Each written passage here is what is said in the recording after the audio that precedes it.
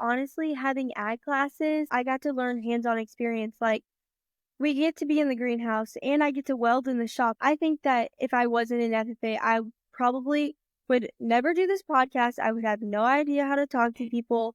I wouldn't get out of my comfort zone. I wouldn't have the business that I have. And all of those just like bring out something inside of you that you didn't really think was there. Welcome to Future Titans, where we spotlight remarkable middle and high school entrepreneurs building real businesses that solve real problems. Every founder we speak to has received a $1,000 Formidable Fellowship grant. It's not equity, it's not debt, just a bit of inspiration capital to say keep doing what you're doing. If you're a student entrepreneur, we'd love to support you too. Just visit formidablefellowship.org to apply for a grant. It takes less than 5 minutes. And if you believe in empowering young builders, consider supporting our mission. All contributions are tax deductible. Now on to the conversation. All right, welcome everybody. We have a awesome entrepreneur today. She's built, I think, the only business that we funded this cycle that's in the world of horticulture. So I think you're gonna. I learned a lot from talking to her because, I'm a city boy, and so I don't know anything about this stuff, and so it's always fun to talk to, one, an entrepreneur who really knows her stuff, and then two, to just learn about a whole new space. So I think you'll see that. So I want to introduce Abigayle Lett. Abigayle, if we could start, maybe just tell us where you're based, where you go to school, how old you are, what grade you're in, and then we'll jump in from there. I'm Abigayle Lett. I'm from Odessa, Missouri. I go to the Odessa High School and I'm currently a senior. I'm 17 and my business is selling and growing chrysanthemums. Okay, great. And walk us through maybe what's the name of the business, when did you start it, and then, you did some pretty amazing revenue when we first chatted. Maybe give us what last year ended up at in terms of revenue. So, I started this about my sophomore year, so it would be going into my sophomore summer because we grow from May to October. And we started actually in my school parking lot growing 300 mums. And this year we expanded to 1,300 mums. And we're just getting ready to place our next order for 3,000 mums. Okay, wow. And so what does that translate to in terms of sales or revenue last year? So last year we started to kind of break even. We made some money on our side because of like selling to fundraisers and all of that, but also it was an expansion year for us. So we probably made, I would say, around 10,000 or so, but also we're still spending that money, and now we're even spending that money more because we're buying more plants. Okay, got it. All right, so 10,000, let's call it, of revenue, and right now you're just reinvesting that all into the business, right? Okay. Yes. So walk us through how you even came up with this idea, right? Because I think, again, like when I heard it, I was like, I didn't even know this was a market, right? And so, what made you come up with the idea to get into the growing and selling mums business? So my ag teacher actually grew mums. He worked at a greenhouse and started growing mums, and I took a really big interest into our school's greenhouse. So then we decided that it would be good for my supervised agriculture experience, which is something that every FFA student has. And what that is meant to do is help you expand on your career. So like if somebody wants to do crops, like I would be doing specialty crop or horticulture. So I'm doing mums. And then like if somebody wants to raise pigs, that would be part of theirs if that's what they want to do in life. If they want just anything in a career-based things, in a career like base, it's kind of like a circle in a way, but that's what it's made for. So we decided that mine would be horticulture and growing mums because I took a really big interest in the school greenhouse. And then that's how I got into the mums part of it. Got it. Okay. All right. So a bunch of questions there. Who was the teacher who kind of was the inspiration? What was his or her name? My teacher's name is Gene Collins. He's been my ag teacher since my sophomore year, so we really hit the ground running. As soon as he started being my teacher, the summer of my sophomore year, we started growing the mums. So Okay, amazing. So Mr. Collins has clearly been like an inspiration here. And was he did he start a business around mums, or was he really just growing them in the greenhouse?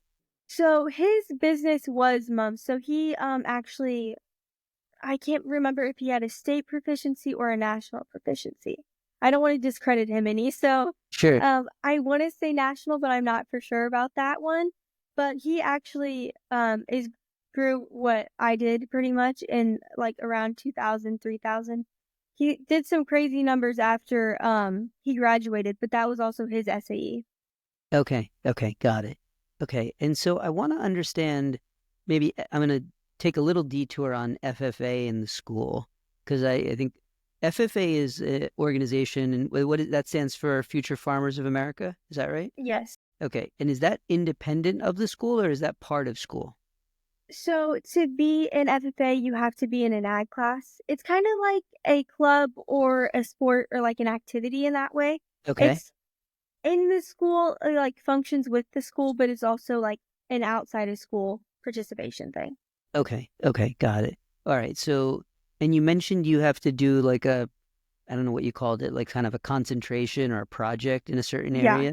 It'd What be is that? more like a project. Okay, it's like a project. So you decided to do mums. And is the idea to, is it just to, is it to not just, but is it to grow them, or is it actually build a business around them?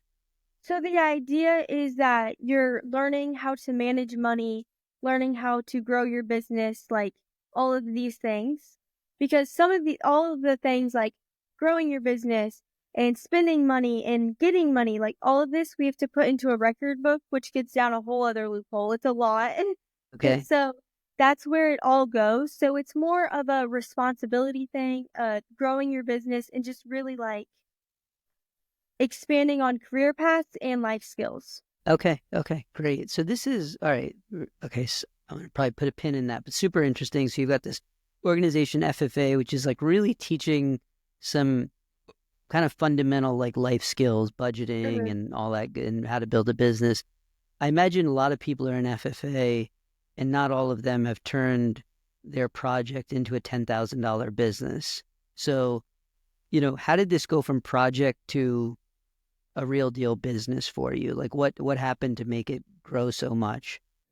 I think that I really just like to be the best at everything I do and try and keep expanding and keep growing and going on more adventures and doing all of the things. And I think that like there's a market for it and we realized that there was a market for it and just promoting and all of that I think is what helped me expand. And we usually don't order our goal is not to order more than we think we can sell. So now we're starting to like have contracts with other business so we're starting to be able to order more. It just keeps evolving as much as I want it to. Got it. All right. So you were doing this project, you like being the best, so you're ambitious, and you saw this market opportunity. I'm curious, like what made you see that, right? Because I think a lot of people get presented with market opportunities, and they don't actually, it's sitting in front of their face, but they don't actually see it or do anything with it. What was it for you that made you see that there could be a big business to be built here? I think that honestly, it just starts with talking to people, like being able and just going out and talking to people that were hearing about it, or like we started and we didn't really promote it too well. And then it was like, well, if we knew, we would do it. If we knew, if we knew. So then it was just like expanding on top of that, like if we knew. So just being able to get out of your comfort zone and talk to people about your business or talk to people about a future business or even go and approach other companies. Cause now we have like one of our local flower shops, she has asked like maybe we could have mums here and then some of our local hardware stores like we want to make contracts with them. So it's just really like getting out of your comfort zone and talking to people. And I think just meeting directly with like consumers and like when producers meet directly with consumers, it shows a lot more than what you would think. Okay, okay. And so, I think for young entrepreneurs listening to this, the thing that maybe scares a lot of folks is like, how do you get your first customer, Yeah. right? Because like that first one seems the most daunting. I'm curious if you can remember, how did that first customer come to be? Were you, you know, cold calling, knocking on doors, emailing, just going up to different florists and asking, like, how'd you get the first customer and who were they? So I guess my first customer was technically my mom because she was already saying, I want this one, I want this one, I want this one. But I would say that after doing just 300, my very first big customer would probably be our local band. They annually do a band fundraiser. And this is kind of why we thought we could expand, is because what would be better than having a student grow their project and their SAE and with FFA also sell to the band. So that was a good connection there. And I think that Mr. Collins really helped me navigate that and just being able to talk to people. Like it really is just about talking to people and paying attention and being attentive to what's happening around you. And you'll see it a lot differently. Okay. And so the band they do a fundraiser every year, I guess, where they sell mums or sell flowers. Is that right? Yes, so it'd be like any other fundraiser. They send out forms like a couple months in advance, and now we can kind of gauge like what they need, when they need it, all that stuff. And then they send them back to me, and I load all of them into a trailer and I deliver them to the school. And that was how our first delivery went. Okay. Okay. All right. So I think there was something in our initial conversation, and I want to sort of make sure I pull on this thread because I think you're being really modest here. The band was selling mums, but they were previously using another vendor, right? Mhm. So so that means you had to come in and convince them to move to you. So Mhm. what was the pitch there? Like why should they move to you? So the pitch was they were grown in our hometown. There was no delivery fee, and I believe we were 40 cents cheaper per month, maybe even more. Okay. I think it may have been more. I think they may have been paying 14 and we were doing I think 12.40 or 12.50 per month. So Okay. $12.50. And I think that on top of it also helps because if I'm selling at a lower cost, the you're still making a good profit. Right, right. Okay. So you hit on three things. You hit on, you know, we're local, right? So Mhm. you're sort of helping the home team out. Uh, two, it's cheaper, so you're going to make more revenue. And then three, we're getting rid of a delivery fee because we're local again, right? So, okay, so you had a better, what we'd call a value proposition to the band. And so what happens there is then band members go out and basically sell your product for you. Yep. And then they come back with a bunch of orders, and then you have to deliver them. Okay. Yep. Gotcha. Okay. It's fantastic. And so you mentioned initially, I forget what is the term. Is it bulbs or like, you have your constraint is the number of things you grow, right? Plugs. Plugs. Okay. Sorry. So initially, how many of them did you have? So so how we do it is a little bit different. So we have our bigger 3-gallon pots, and those would have 3 in them. So we still are technically ordering the same amount of plugs this year, but growing a different number of plants. I know that seemed a little confusing, but this year we decided that our ones with 3 in them were just the same size as our one with just 1 in it. So there's no point in putting 3 in it unless we're going to do like a tricolor or something. So we did order 3,000 plugs last time, but in the end, it just kind of evened out and we saw how it went. And if we can just grow just the 2 gallons and only some 3 gallons, then we're still making more money. Okay. All right. So I'm going to ask some really, probably for you, they're going to sound like very stupid questions. So, all right, is a plug a single plant? Yeah. It's And it's just like the single plant with roots. okay, and out of that single plant, how many flowers would you typically get? So it's more of it doesn't just flowers. It's more of it's like like the mums are pretty big and they just grow into one big flower. So Okay. that's how it kind of goes. But ours, we don't put any treatment on them to make them stop growing. Hmm. And we start at the right time. Like we've pretty much calculated when we start so they can look this big. So Okay. then ours get bigger than normal and they're still cheaper than a lot of the other mums around us. Okay, got it. And are you continuing to grow them in the school's greenhouse, or now you've moved them to like your own facility at home or something? Yeah, so we had them at the school and then now we've moved them out to my house. we had what we would call runs. So it's just like a big tarp pretty much with watering lines on it, and that's what we would put the mums on. You can start them out in a greenhouse, but we didn't have that much greenhouse space. Okay. Now I actually am in the process of building my own greenhouse at my house. So Okay. we will be able to start them there and Okay. get them like kind of nursed up to like a good medium size and then be able to put them on the runs.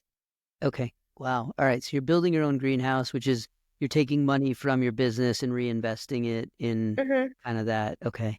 Got it. And so is the goal then to be able to plant more plugs every year? Is that the way to grow this business, or what, how do you make this business really big?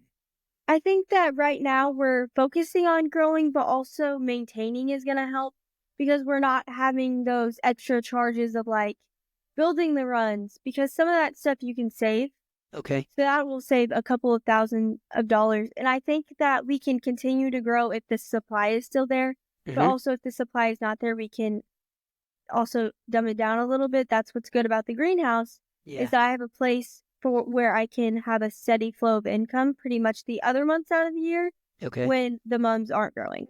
Okay, got it. And who's the customer? You have the band, you mentioned florists. Are you mostly selling to other businesses, or can consumers come and buy, one-off flowers or plants from you? So how we do it is we have different weekends set up where they can actually come out and buy from us. But also on the other flip side, it's a lot easier and just a lot kind of better to be able to say, here's 100 mums for this fundraiser. Then they're gone. Here's a number 100 mums for this fundraiser. And then they're gone. So that was the good part. But we did have a couple of weekends where people would come out and we could sell hundreds of mums at a time. But also the more weekends you have available, the less you sell in those times. Right, Or the right. And less you that's sell each weekend. got it. And that week, when you say the weekends available, that means people coming to your greenhouse? Yeah, people well, we didn't have the greenhouse yet, so people we would have them in our front yard In your actually, yard. and we'd have them labeled what colors they were and what type they were, and then they would be able to get them that way. Okay, great. All right. So you kind of, I guess in business terms, you have like a B2B business, which is you're selling to other businesses. Then you have a B2C business, which is you're selling to consumers. You said that B2B is a little bit easier in the sense of like they buy a bunch at Yeah. one time, which is nice. Um, okay. All right, cool.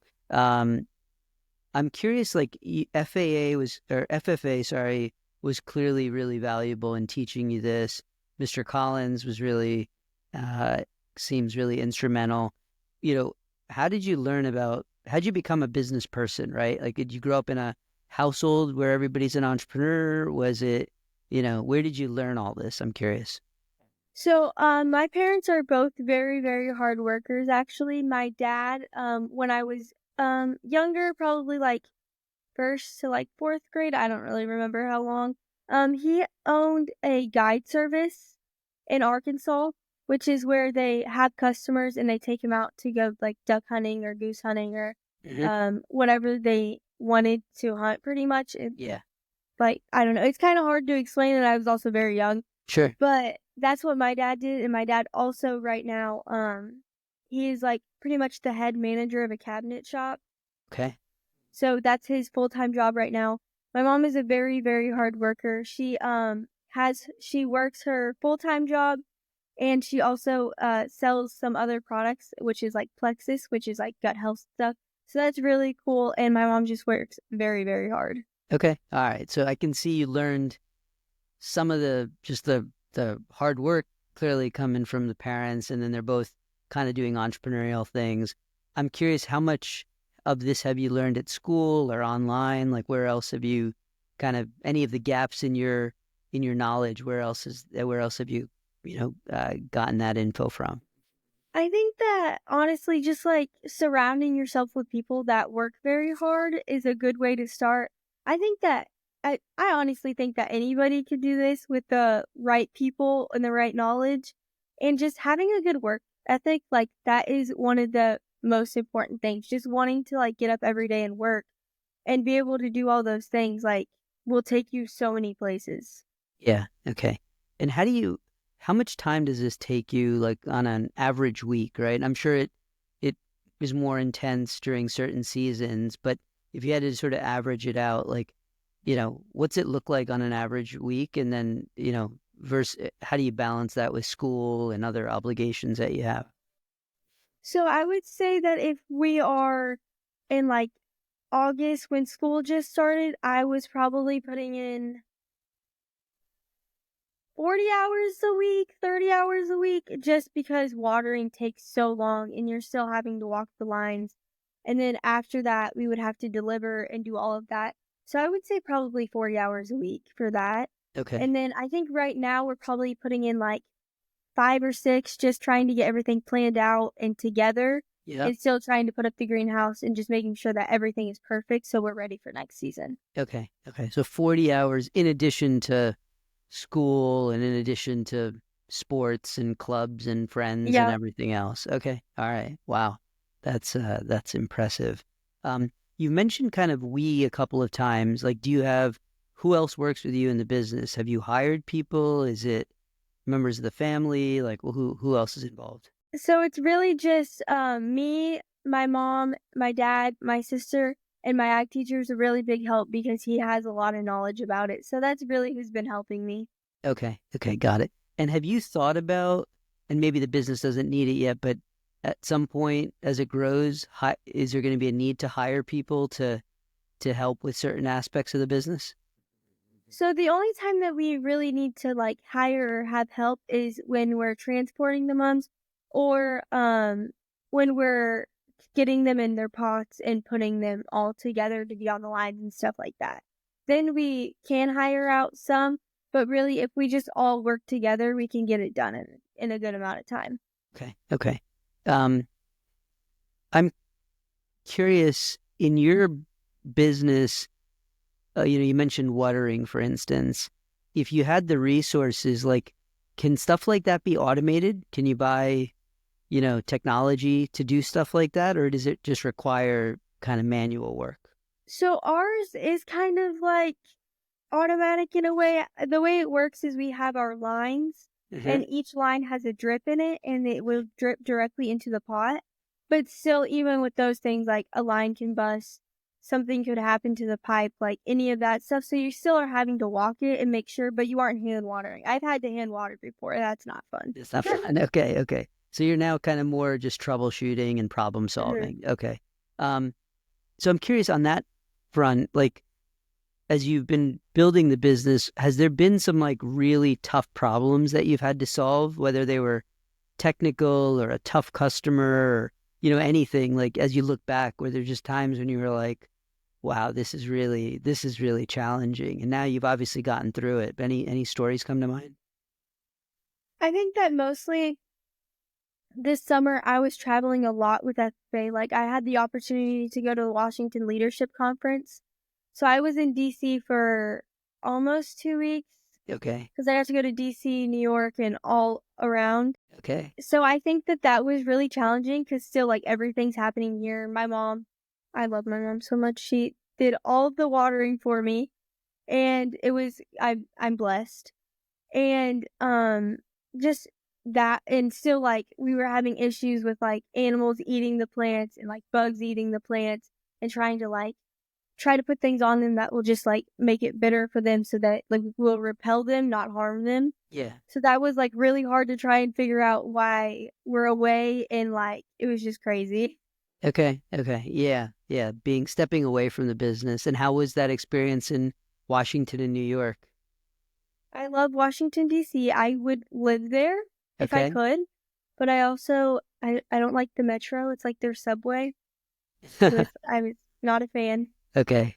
And were you in New York City? We went to New York for about a day. It was pretty good. New York wasn't bad. We didn't get to go on the subway there, which I'm thankful for Okay. because I Yeah, don't think yeah. I would be a fan. Yeah. If you didn't like the metro in DC, you're probably not going to like the subway in New York City. I'm So, also fun fact, I'm terrified of escalators. okay. I don't know if you've ever been to DC and been on the metro, but they're They're like long. they're giant, enormous, like the Okay. biggest escalators ever. Okay. And I watched a YouTube video on it just because I was trying to show somebody. it literally takes you 5 minutes to get up and down it. I was like, "No, it All was not right. it for me."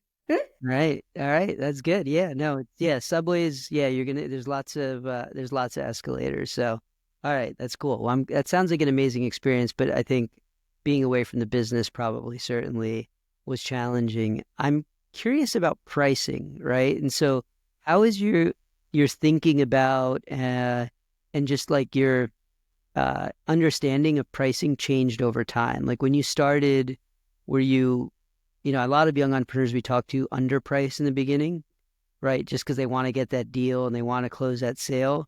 And then they realize like, oh, that's actually not like a good price for me to sell at. Mhm. How's your pricing changed over time?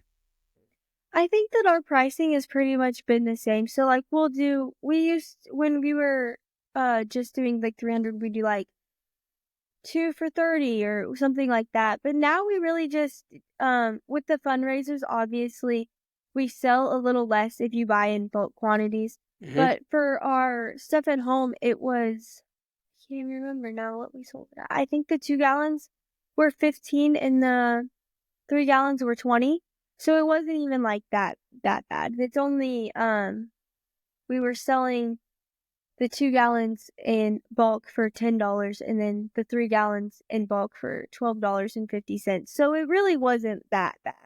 Okay. Okay. Got it. And is that pricing like, is that just sort of like the standard pricing in the market for mums? Like that's kind of like the price everybody charges, and so you can't go too high or too much lower than that.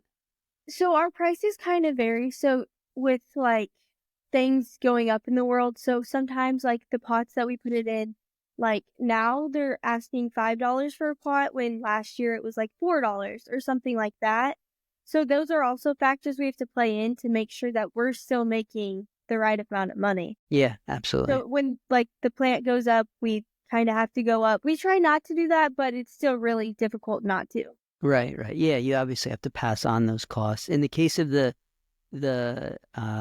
planters or the pots, did you in that case did you look for another supplier, or did you just end up having to raise the price on those on the mums a dollar So because that's the actually pot what went? we're dealing with right now is trying to figure it out. We kind of are just like sitting around like, what do we do?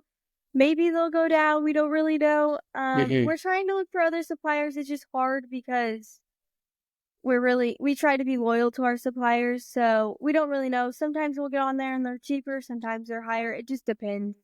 Right, right. Okay, okay. And with most of these suppliers, you have one single supplier for each thing? Like you have one for pots and one for, any of your other goods, or do you have multiple suppliers typically? So right now we have one supplier for our mums is usually who we try and stick with because that's just like easier. They all get delivered at the same time. The pots and for the soil we're trying to change because we need so much of it that we're ordering it in these bales and we almost need them in like ton bags pretty much. Okay, So we're trying to get that cost down, and then the pots is just really up in the air right now. We don't really know what we're gonna do with those yet. okay, okay. And so in your business, like, do, how much have you gotten to understand about cash flow? Because I imagine your business is like you have a lot of expenses up front, then you Mhm. grow your product, and then you sell it, and the cash comes later, right? So you have this like, is that a challenge where you've got like expenses up front and the revenue comes later? And like, has that been something you've had to navigate? So I think this last year that was a pretty big challenge, but still I'm pretty good about like keeping track of the money and making sure we aren't like spending it on unnecessary things and trying to make sure that we're ordering in advance so we aren't like having to go out to stores and buy it and it's 100 extra dollars or whatever it is. Just again, being able to buy those supplies in bulk and Yeah. being able to have what we have. But I think that right now it's fairly easy because after this last year, we had that money sitting in a bank account and we're being able to just have it. And I know what I'm spending. And then I know in the end what I'm going to end up making. So it's all going back to it. So I just making sure I have enough money right now for the next following year. Okay. And is that budgeting kind of something you've self-taught yourself? Or again, like, how did you learn that? So my mom is really good at budgeting. Okay. and I actually drive sprint cars, 305 sprint cars. Okay. So I've always it's a really expensive sport, so it's always kind of been like a thing. I used to drive go-karts, micros, and junior sprints and stuff like that, Okay. and I kinda just moved up through the ranks. But when you have an expensive sport like that, it's good for you to understand, like, this is how much this costs. This is how we're paying for it. Like, this is how it's all happening. Okay. And I think that seeing that from when I started, because I did start at a young age, it really put my perspective on like where a dollar comes from and all of those things. So I Okay. think budgeting just comes natural after watching my mom do it for so long. And I'm very observant. So Yeah. Okay. And so sprint cars, is that something you do competitively? yeah, actually, I race 305 sprint cars all throughout the Midwest. Okay. It's kind of something that we've had to kind of die down a little bit just because of my FFA commitments and having a greenhouse and having mums. So just trying to do it all. But yeah, I drive 305 sprint cars. Okay. Yeah, it's a recurring theme we see amongst the grantees, like they're competitive in some other realm of their life and they bring that then to business. Okay, super, super neat. Who, from an entrepreneur perspective, or even from like a local community perspective, are there folks that you admire or that you feel like you've learned a lot from? Obviously, your parents seem remarkable. You've learned a ton from them, and I think there's sort of an adage that some things are better caught than taught. Like I think just by you just are sort of almost by living with them, you're catching all these amazing life lessons. But yeah, are there other people? YouTubers, people in your local community that have been helpful in your business? I think that one of the people that has been pretty helpful for me is Penny Sisk. She owns our local flower shop. She kinda runs her business like I do. She used to have a flower shop in town, but for our community, those spaces get expensive, and sometimes it just doesn't work out. So now she actually has it in, like, her home. She has a little shop outside, and that's where she sells her flowers, and I always thought that that was pretty cool, and she's also, like, been asking about having mums and stuff. She's came into our ag classes and taught us how to do floral arrangements. So really, like, that and seeing her do it, and she's been doing it for so long, like, I just kinda liked it, and I was like, "This works, like, this can work," and that was pretty good. But really just, my ag teacher really just gave me the confidence boost, and I have a really supportive community. We're a small knit town, and I just think that that helps, and everybody kinda knows everybody, and it kinda works out in my favor sometimes. Yeah, that's great. You mentioned Mr. Collins, FFA clearly has been instrumental. I'm curious how much, if you had to say, how much of this business skill that you clearly have did you pick up in school itself? Like, has school been very helpful in this regard for your business or not so much? Think that my school is pretty flexible, so I have actually my first hour I have work release. So I was watering the mums in the morning and I would have to get up at as soon as it's light outside, and then I would only have a couple hours and then I'd have to be at school. And I had that last hour work release, so they're really flexible on that with me, but that also is with my FFA. So I had SAE work release, and it's like I have to show a proof of income and all of the things and work.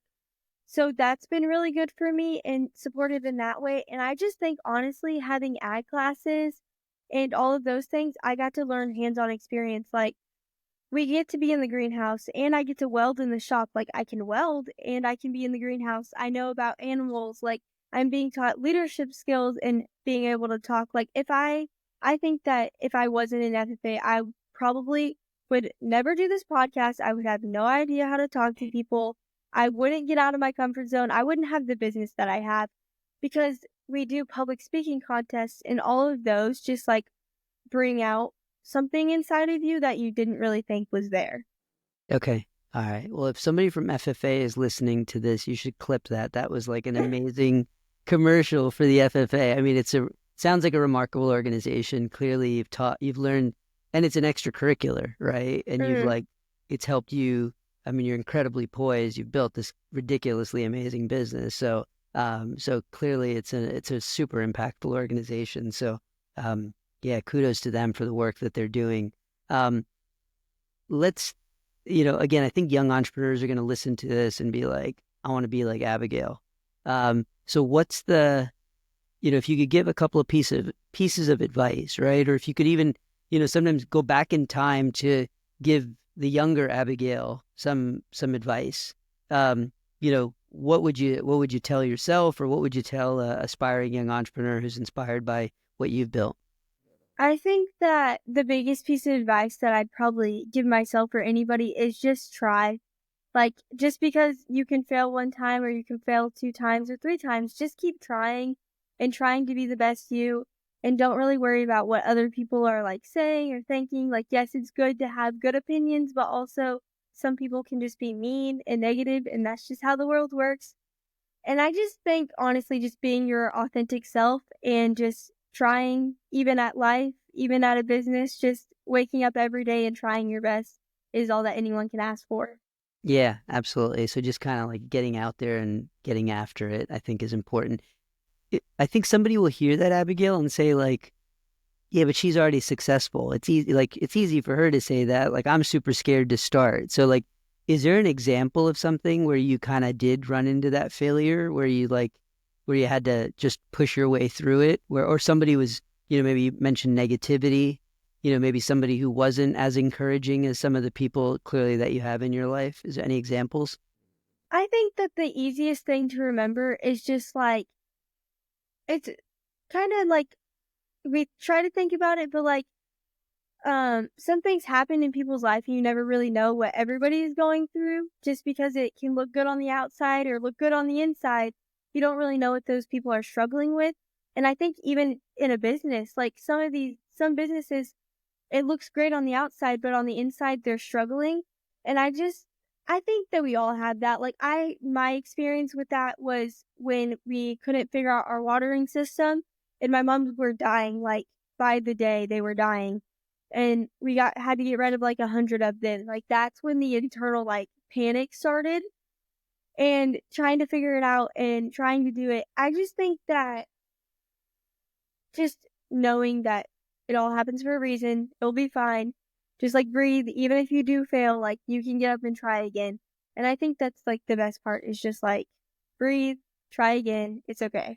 Yeah, I love it. I mean, one, like, you're wise beyond your years. I think there's a bunch of like, you know, older folks that are listening to this. If I had $1 for every time somebody said that, Yeah, well, you'd probably be even wealthier than you are with your mom's business.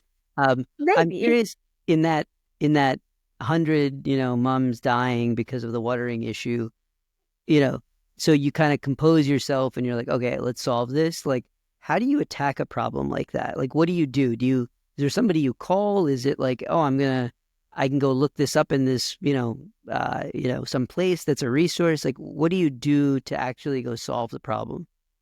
I think that I call my mom for everything. So my mom was there and I was like, what do we do? So we figured out that like the hill that we have it on is sloping down. So these ones are getting the right amount of water, but these are getting too much water. So when we turn it off, all of these are getting the extra water. So it just keeps going.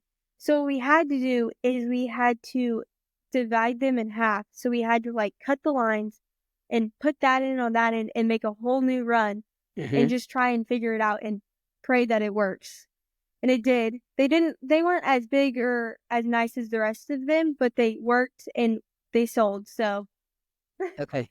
All right. I love it. I mean, this is the kind of problem solving that I just don't think you can learn in school, right? Like, this is like amazing, like that you've done that. All right, Abigail. So let's do a little bit of looking into the future. If you could wave a magic wand, let's say we're looking at 3 years, 5 years, you pick a time frame. Where do you see this business going? What's the dream? I think that in 3 or maybe 5 years, I'm not really sure. I hope that I have my greenhouse that I'm getting ready to put up now. And then I really want a second one and being able to have that as like um just another place where I can like keep all my starting plants and all that. I think that I would have that one. And then I just want to keep expanding my business. Like I want to be a wholesaler in a way. I want to be able to give to these big companies or these big hardware stores around us that have 20 to 30 like companies are building, I want to be able to provide that for them and just keep expanding. I just want to grow as big as we can and do the best that we can. Okay. All right.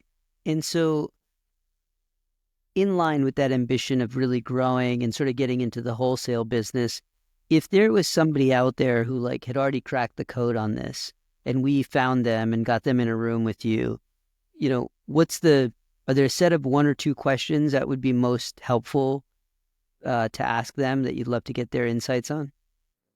I think that the first question that pops to my mind, which is if they knew, it's kind of if you know, you know. I would like to know how you navigate the different varieties of mums changing.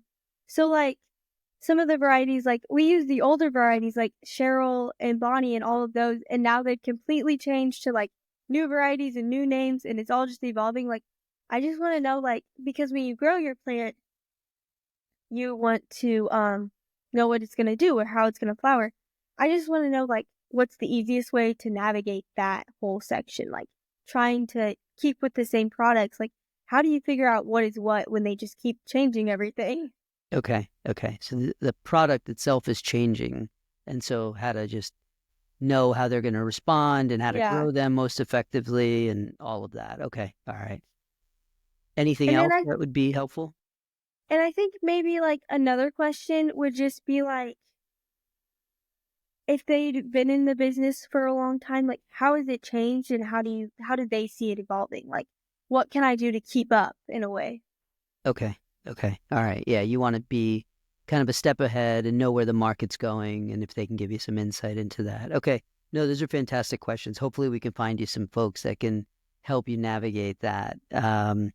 Cool. For folks that want to follow along and learn about your business, or if there's people listening to this who are in the market for mums, where can they go and find you?